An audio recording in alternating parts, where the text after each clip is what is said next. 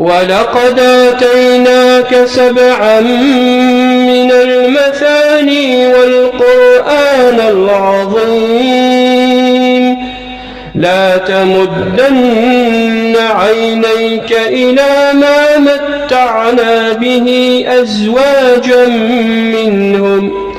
ولا تحزن عليهم واخفض جناحك للمؤمنين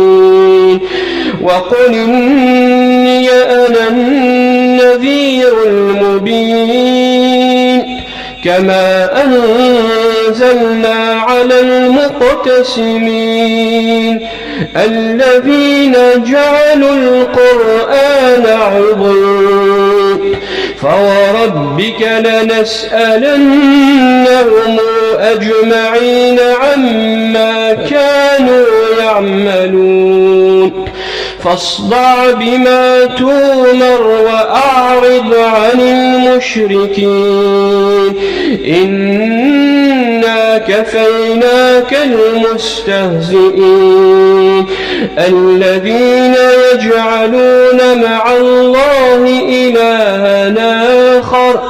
فسوف يعلمون ولقد نعلم أنك يضيق صدرك بما يقولون